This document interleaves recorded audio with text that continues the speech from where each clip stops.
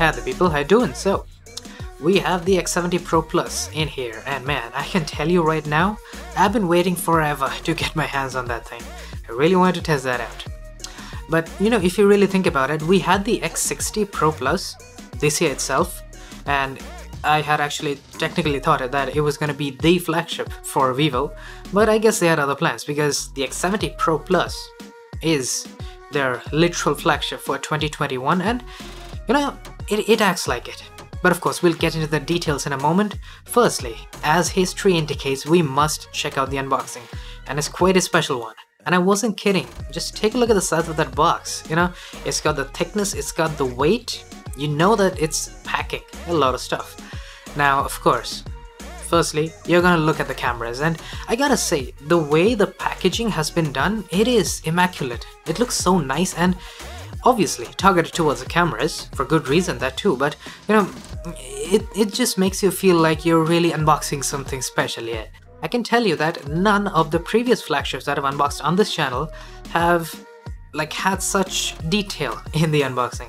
It really pleases me, to be honest. And of course, moving on, we get the device, and that's all fair and good. We'll get to that in a moment, but you know, the real magic happens when you go deeper, and in there you'll find a lot of stuff.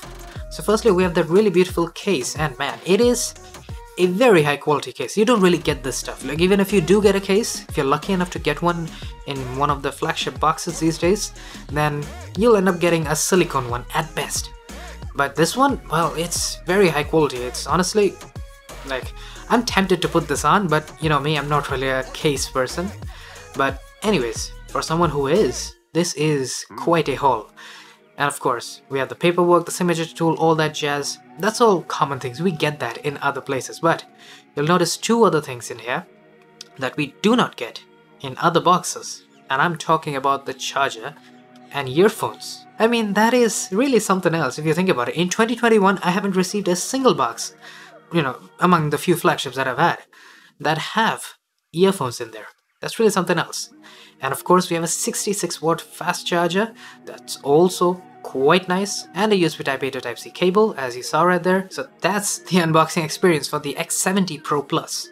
I must say, this is essentially the best unboxing I've had this year. I think the only one that comes in second is, ironically, the X60 Pro Plus, which also had a similarly very fully fledged unboxing experience.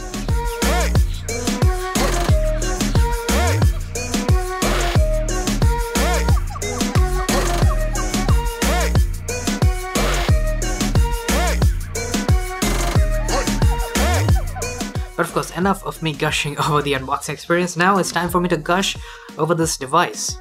You know, this finish right here, this is the reason that I'm gonna fall in love with this device, you know? Now, if you remember watching my S21 Ultra videos, like the reviews and all that, you'd know that I praise the S21 for having one of the absolute best finishes that I've ever had. And this one, I think it tops it. Just by a sliver. But I do believe that it's better than the S21 Ultra. And that is probably the biggest compliment I can give to a phone like this, you know? Usually a lot of phones come out with different textures and materials, like the X60 Pro Plus. This year itself had a leather finish. But I'll take this incredible matte glass over the leather any day, even though that feels a lot more different. But this is just, it's next level, to be honest. And of course, we have that glossy part right there. Now, I'm not the biggest fan because of just how tall it is. Essentially, I've felt that in the few hours I've used it, that your finger kind of rubs against the lower part and it gets fingerprints. Maybe it's just my hands and just the way I hold my phone that makes it kind of an issue. But no big complaint. Because right beside that we have the camera module, which it looks very similar, I think almost identical to the one we had in the X60 Pro Plus. And I mean, for good reason. That one was very sleek, and this is quite similar to that.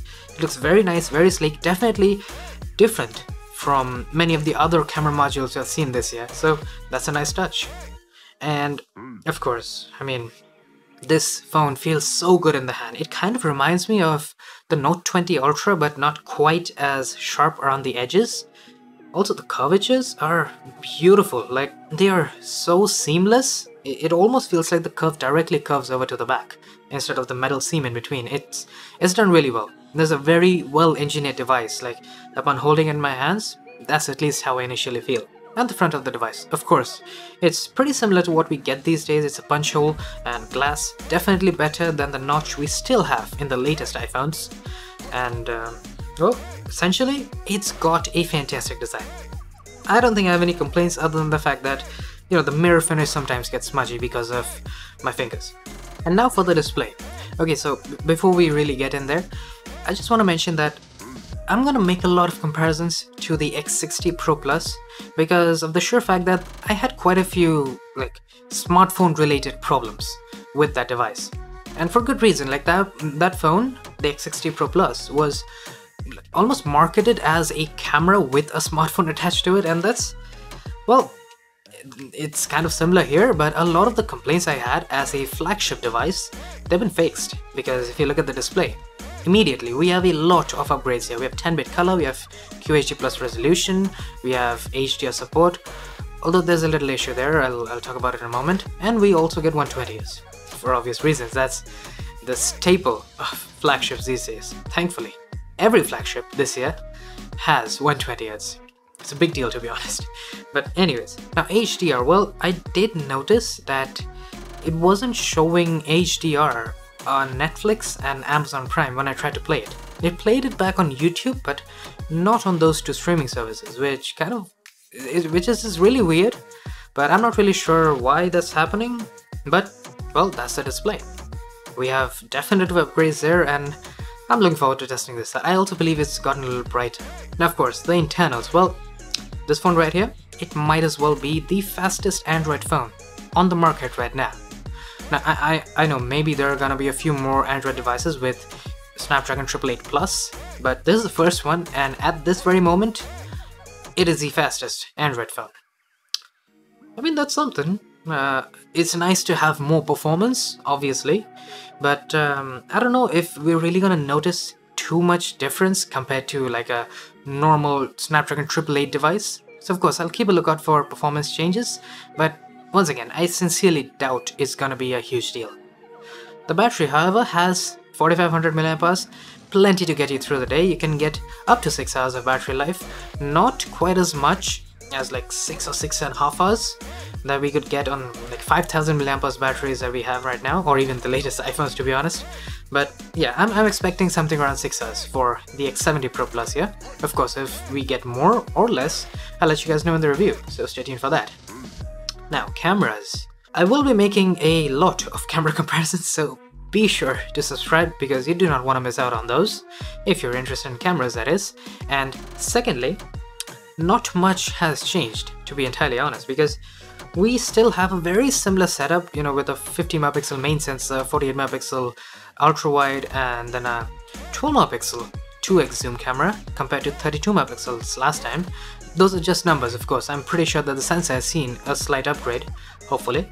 But the one sensor that I feel like should have definitely gotten an upgrade is the periscope zoom camera. So, if you didn't know already, we have 5x periscope zoom on the X70 Pro Plus. But just like the X60 Pro Plus, it's still got an 8 megapixel sensor, and I'm gonna go out on a limb and say that we might not get particularly good zoom even though we have optical zoom at up to 5x. But of course, no judgments here.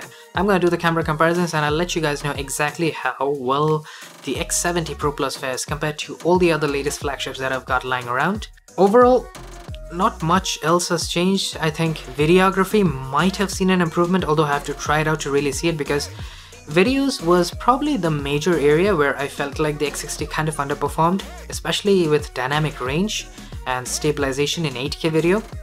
I think those two were my major complaints so far, so I'll keep a lookout for that. And of course, the videography comparisons are gonna come out a short while later, because initially I'm gonna do the photography test, and yeah, those photography tests, man, they are gonna be incredible.